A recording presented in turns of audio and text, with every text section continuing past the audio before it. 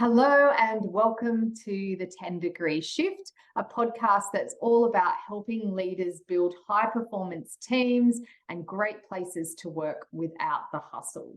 I'm your host, AJ, and it's always great to have you visit and be part of the show. And today I have this beautiful, delicious, very pink human in front of me, Amanda Gascoigne. Hello, Amanda. Hi, AJ. How are you today? I am great. It's always a pleasure to see your beaming face. I love Amanda's energy, her wisdom, and what she brings for business owners. Now, a little bit about Amanda. I think we worked out we've known each other maybe 5 or 6 years. Is it, Amanda? Yeah, probably actually longer than that, Oh, probably about 8 or 9, I oh think. gosh. Okay. Yes, my children were in just early high school when we first met. Wow. Okay. So it has been a while. And Amanda and I met through a program I was doing called Leading Ladies. And also, we've been on a number of road trips together where we've had the top down and the music blaring, haven't we? It's been lots of fun. We have lots of fun. And Amanda is an accountant by trade, but now really works with other accountants and other accounting practice owners to help them improve the way they do business and also to have a better life. Because quite often people go into business for themselves, or if you're a leader in an organization, you work your way up through the ranks thinking that it'll be better the higher I get and the more responsibility I get, the better rewards there'll be. But often there can come some more stress, there can come more overwhelm because we are actually now managing other staff and other people and all the complexities that come with growing a business, growing a team. And so I know that Amanda now works helping other accounting practice owners with their strategies for how they can switch their mindset and how they can look at being a better leader themselves in their own business. And I've always admired and watched Amanda switch little things like her brand and get honed in on how she speaks to people, some of the strategies she employed herself. And so I thought she would be a great leader to bring on 10 Degree Shift.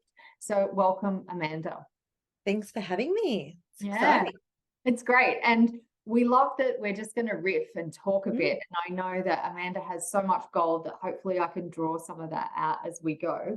But I guess to get started, tell me about what got you into accounting in the first place, and then what shifted you into the transition where you now help accounting business owners. Yeah, well, what got me into accounting, traditional things like I was good at maths. I loved to chat.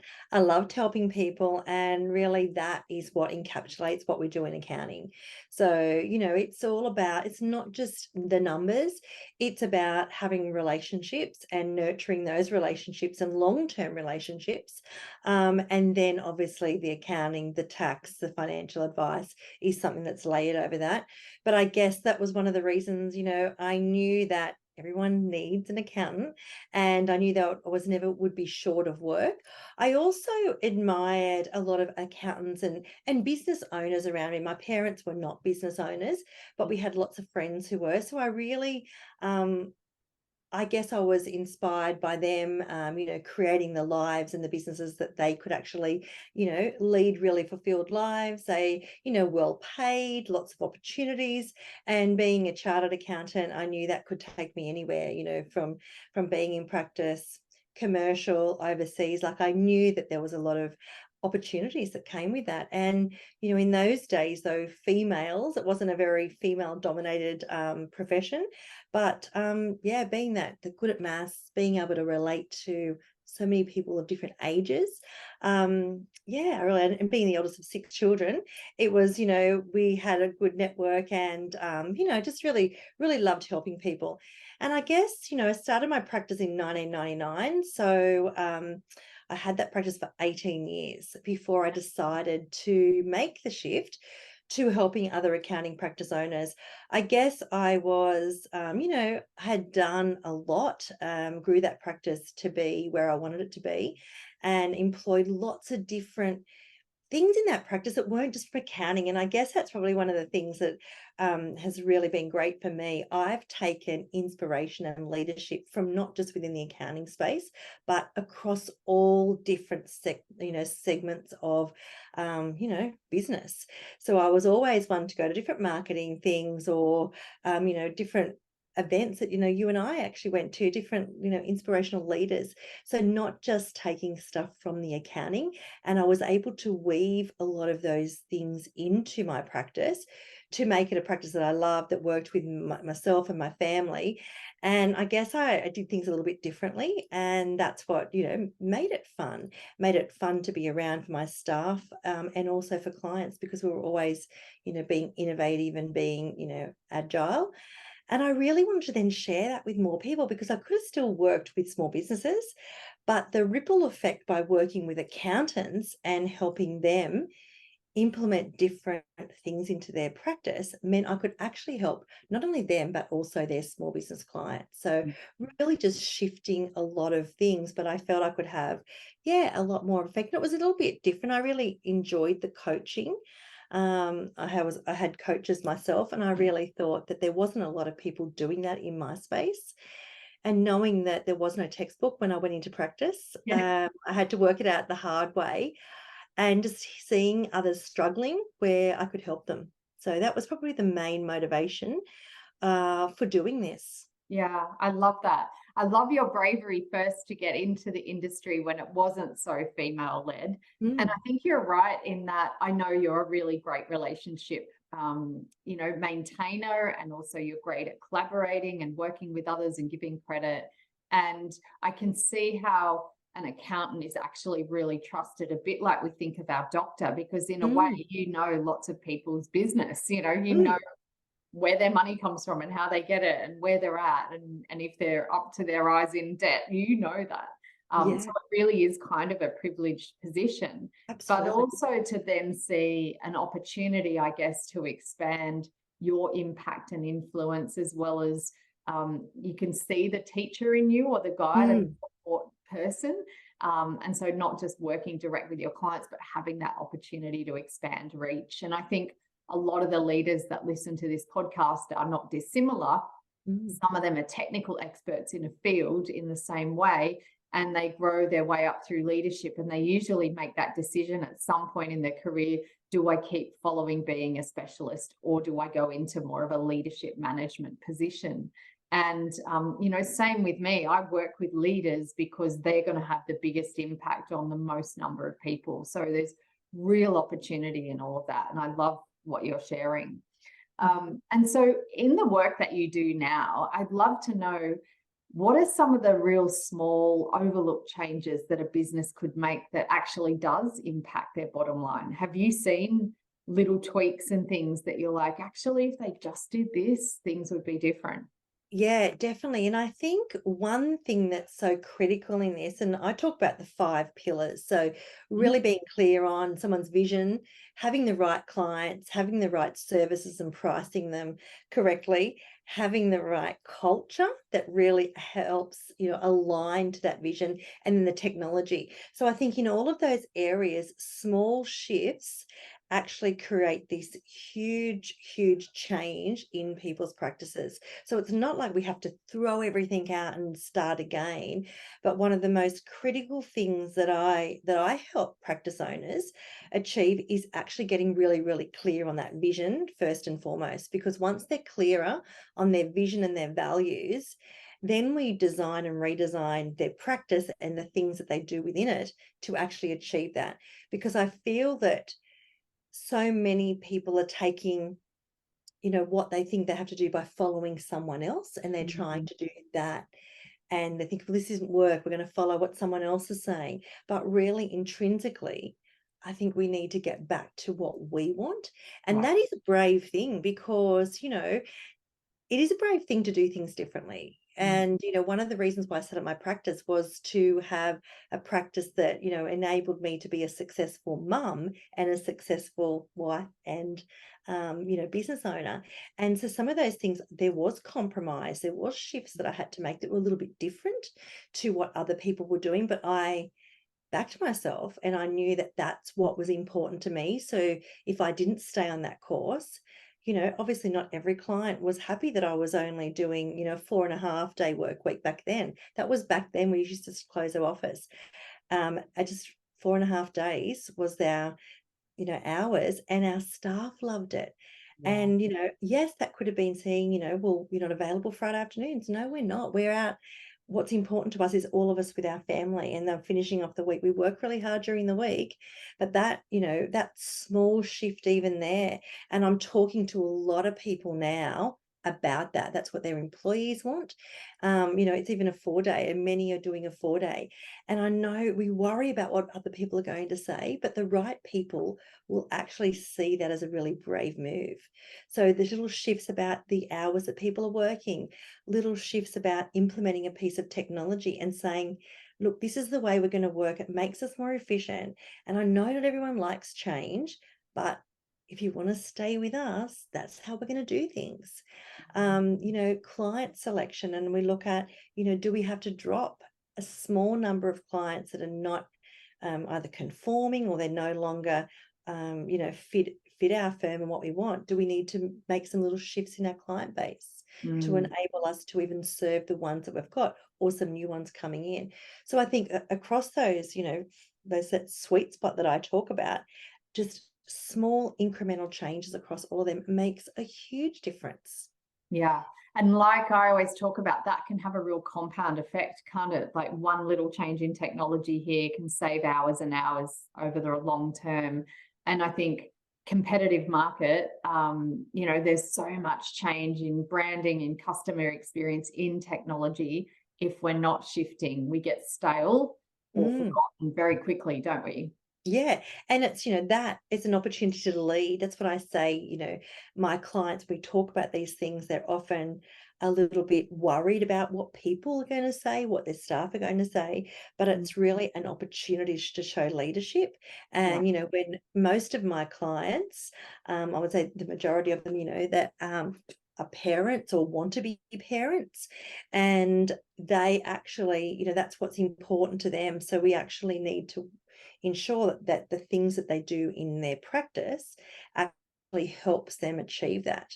And that's what I said, might be some tweaks that a lot of people might have school holidays off. That's one thing that I did when I was in practice, that we always had school holidays blocked out in my calendar. Now, of course I worked, but it meant that I could be more flexible, and I was able to be with my children in the holidays, and we could do things because, you bet your bottom dollar that you've got an appointment, and it's at the same time they need to be somewhere, or they want to go somewhere, or whatever, or there's an opportunity for all of us to do something together. So it's like, these are the things that we can change, and we can be in control of our diary of what are our rules, what are our boundaries, and a lot of that stuff is just so important.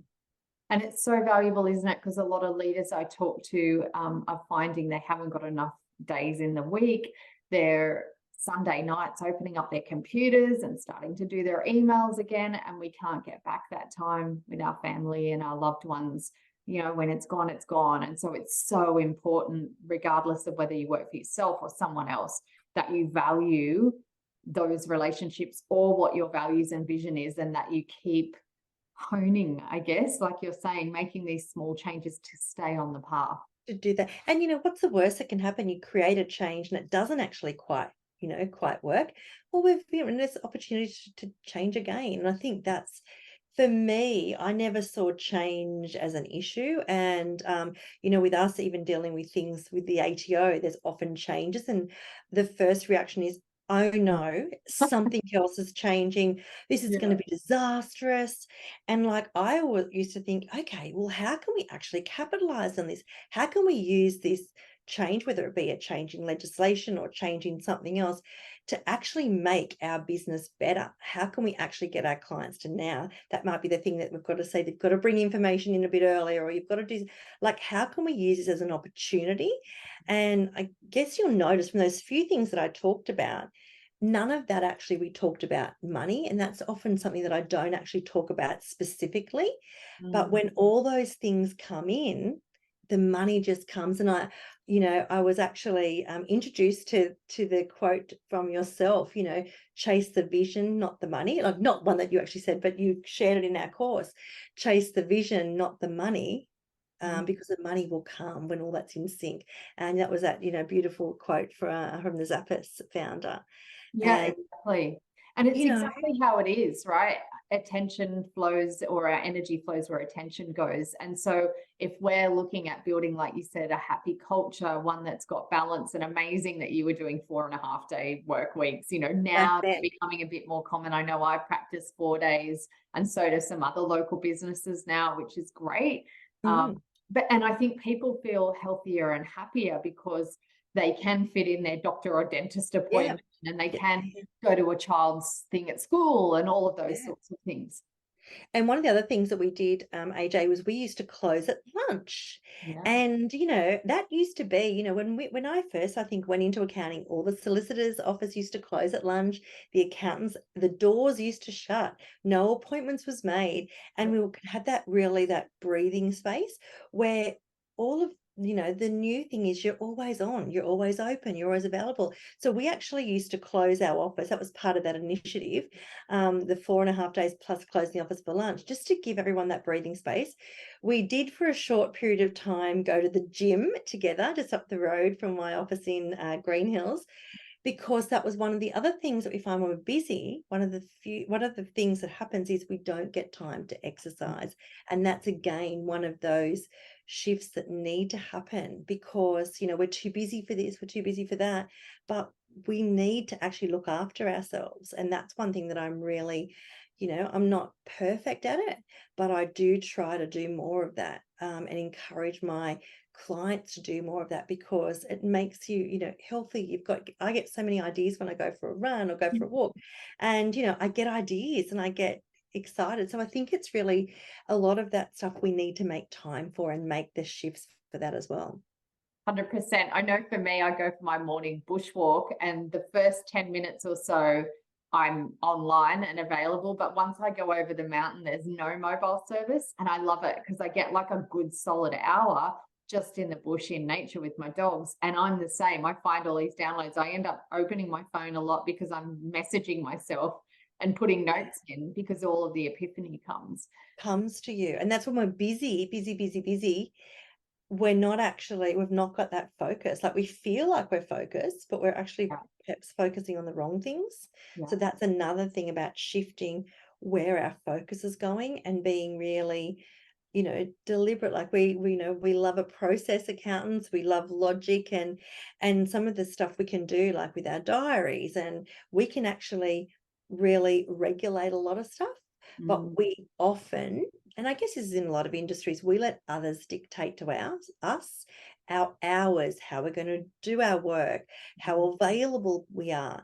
And I really think, unless we realize and, come up with an idea of what we want, how can we actually articulate and communicate our boundaries and how we're going to work. So if it is so many days, or if I'm not available before 10 o'clock, or if I want to leave to go and pick children up, or, whatever that is, I think we need to look at a lot of that a bit more. And even closely. having some team rules. Like, I love how you run your team, and not everyone can maybe shut their doors at lunchtime, but they could have team rules around no meetings between 12 and 1 or 3 and 4 or whatever it is, and that the whole team's available. And that way you can have that interactivity. We're not all stuck in other meeting rooms. You're not in meetings on Zoom or whatever, and we can have more the casual chat. Because I think for a lot of people now, working from home is big.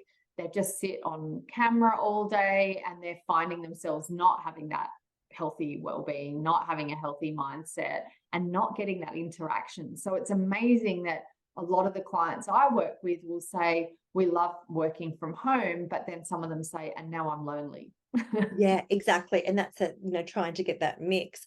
And one thing that we actually found, so when we actually used to close for lunch, and when we used to close at 12:30 on a Friday, what that actually did is made clients a little bit more respectful of our time. They couldn't just call in on the off chance they would see me. Like, when I moved from from East Maitland to the Bay, I only was going back 3 days a week. And my last appointment was 3:30 to give me time to get home. So I wasn't going home in the dark, I wanted to be there with the kids. And once we even started sharing that information with our clients when we're available, and you think people might whinge that you're actually opening less, they actually became more respectful of our time. They started making appointments. They didn't just drop in and interrupt us. And I thought that was a really interesting, result of that. So interesting to take back kind of the control of your own time. And so many leaders I talk to, specifically a lot of government leaders as well, where they have very meeting heavy cultures, will say, my priorities are this. And I say, show me your calendar. And those priorities aren't in their calendar because they're just literally in meeting. And they will often say, but I have no control over that. But what I'm hearing from you is we actually can set some boundaries, and it's about kind of taking back that power and going, do you know what? This is how I want my work week to look. And to start to question, what's that meeting about? Do I need to even be there? Can I come for the first 10 minutes and I'll do my own stuff the rest? Like it's actually starting to question it, because quite often we're like that frog in the boiling water, aren't we? Where this just becomes the way we work and it just expands and fills. And always the way we've done it, we always have this thing, well, why? Why are we always doing this? Can we be, more purposeful? And, that's why we find so many people having to work excess hours to get that work done. Whereas if we change things up and say, well, this needs to be done, this is a focus, this is a priority, how can we actually make that happen and get rid of all that noise? And I do think there's too many meetings. And, when you look at that, how much where do I get chargeable time for our profession? Like, we sell our hours, we sell our IP. So if we're in back-to-back, meetings, or we're trying to put out, fires or answer emails, that's one of the big things. People sit in their emails all day and they feel like they haven't been able to, come up for air, yet they've got nothing chargeable done. And that's really like, when we're selling our time and our expertise in a non-tangible thing, we have to work out like, okay, well, how many hours do we need to be billing? How many hours to be, and even any business, like how much do you need to be charging?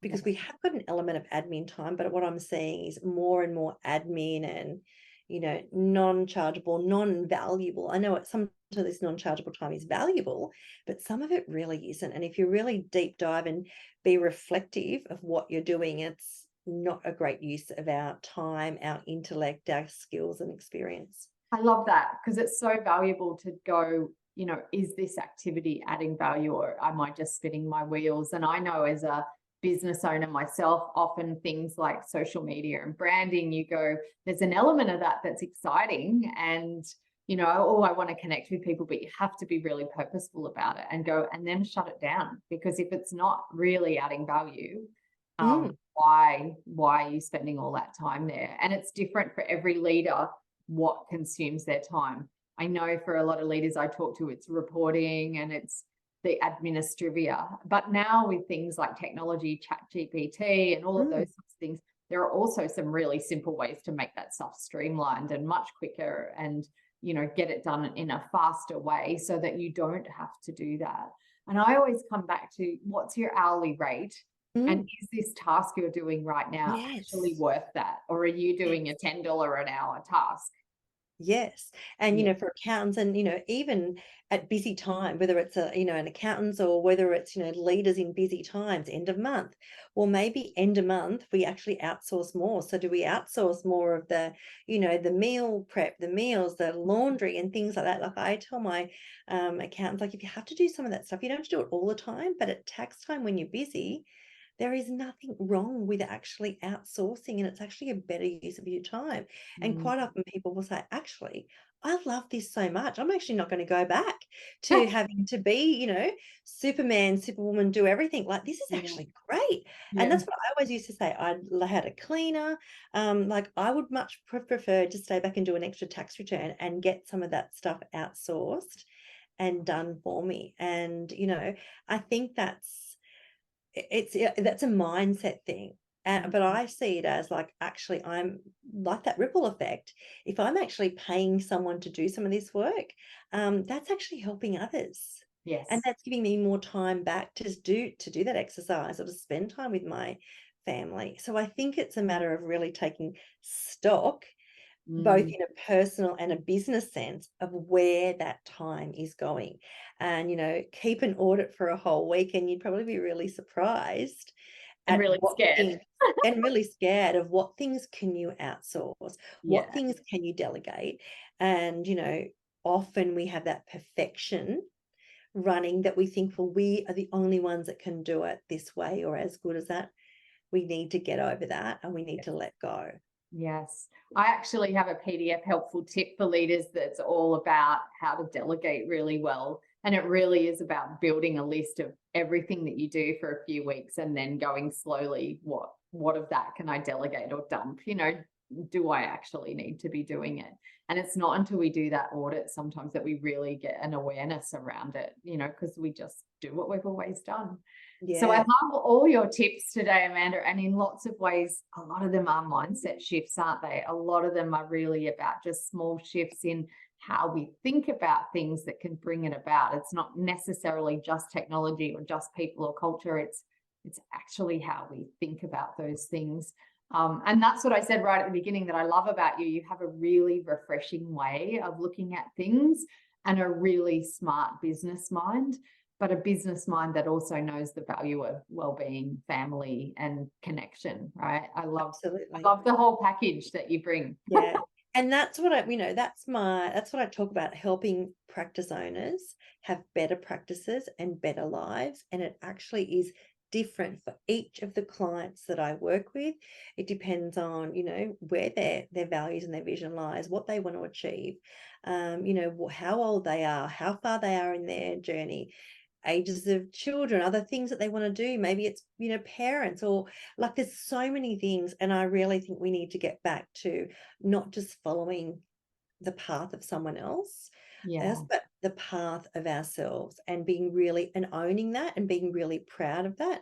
And I think as a leader, whilst it might not be what everyone thinks, it actually really inspires so many others. Yeah. So I love that, just that you said the path of ourselves. I think that's the quotable quote for this. The tweetable is the path of ourselves, getting back to following that path.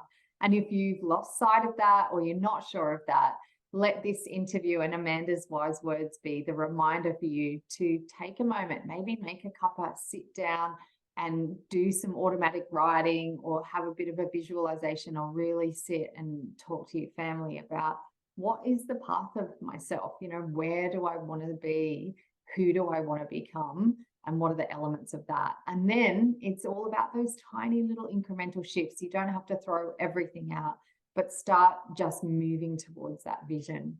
So, Amanda, if there's anyone listening who'd love to know more about you, and particularly if there's any accountants and people who want your assistance to get more of this freedom, how can people best find you? So I'm on all of the social media challenges, on all of the social media channels, and also my two websites is amandagascoigne.com, and then the Balanced Firm is my community for small and solo accounting practice owners. Excellent. And I know Amanda's great to come and speak to your organization or a group if you've got a group of business owners or leaders and things like that. And I just want to thank you for sharing all of your little nuggets and shifts with us today. Thanks so much for having me, AJ. It's been a pleasure. Thank you. And for all the shifts and ways that you can continue to become a great leader without the hustle, make sure that you visit alexandrajoy.com.au. Thanks for tuning in, and bye for now. Bye.